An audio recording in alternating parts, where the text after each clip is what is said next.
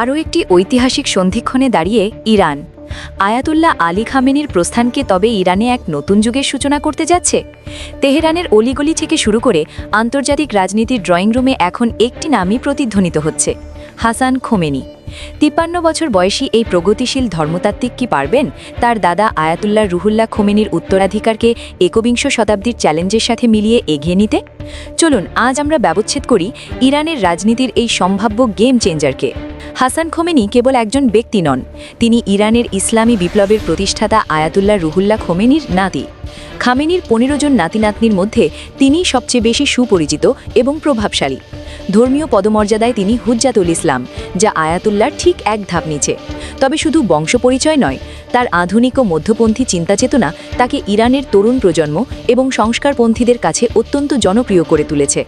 প্রগতিশীল ধর্মতাত্ত্বিক নাকি কৌশলী রাজনীতিবিদ? হাসান খোমেনিকে অনেক বিশ্লেষকই বর্ণনা করেন একজন প্রগতিশীল ধর্মতাত্ত্বিক হিসেবে। কেন? সামাজিক স্বাধীনতা, সঙ্গীত, নারীর অধিকার এবং সামাজিক স্বাধীনতার প্রশ্নে তার দৃষ্টিভঙ্গি ইরানের বর্তমান কঠোর শাসন ব্যবস্থার চেয়ে অনেক বেশি উদার। পরমাণু চুক্তিতে সমর্থন। তিনি ২০১৫ সালের সেই ঐতিহাসিক পরমাণু চুক্তির ঘোর সমর্থক ছিলেন, যা ইরানের উপর থেকে আন্তর্জাতিক নিষেধাজ্ঞা শিথিলের পথ তৈরি করেছিল। ২০১৮ সালে এক সাহসী সাক্ষাৎকারে তিনি বলেছিলেন তার দাদার আদর্শ রক্ষা করতে হলে সামরিক বাহিনীকে রাজনীতি থেকে দূরে রাখতে হবে। এটি ছিল সরাসরি প্রভাবশালী আইআরজিসির প্রতি এক পরোক্ষ কিন্তু তীক্ষ্ণ সমালোচনা। ইরানের পরবর্তী সর্বোচ্চ নেতা হওয়ার দৌড়ে হাসান খোমেনির প্রধান প্রতিদ্বন্দ্বী হিসেবে দেখা হয় মুজতবা খামেনিকে। মুজতবা যেখানে কঠোরপন্থী এবং সামরিক বাহিনীর ঘনিষ্ঠ, সেখানে হাসান খোমেনি হলেন সংস্কারপন্থীদের আশা ভরসার প্রতীক। ২০১৫ সালে যখন তিনি এক্সপার্টস অ্যাসেম্বলির নির্বাচনে অংশ নিতে চেয়েছিলেন, তখন রক্ষণশীল গার্ডিয়ান কাউন্সিল তার প্রার্থিতা বাতিল করে দেয়। কারণটি ছিল স্পষ্ট, রক্ষণশীলরা ভয় পেয়েছিল হাসান খোমেনির ক্রমবর্ধমান জনপ্রিয়তা তাদের ক্ষমতার ভিত নাড়িয়ে দিতে পারে। মধ্যপন্থী হিসেবে পরিচিত হলেও ইসরায়েল বা জায়নবাদ ইস্যুতে হাসান খোমেনি কিন্তু এক চুলও ছাড় দেন না।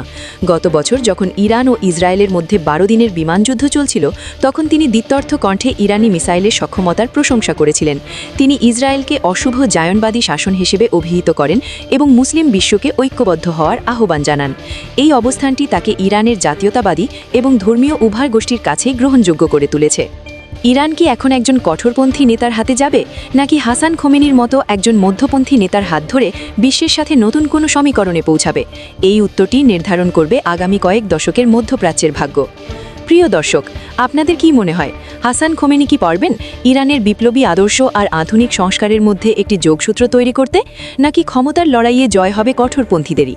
আপনার গুরুত্বপূর্ণ মতামত কমেন্টে জানাতে ভুলবেন না। ভিডিওটি ভালো লাগলে লাইক দিন এবং শেয়ার করে আমাদের সাথেই থাকুন।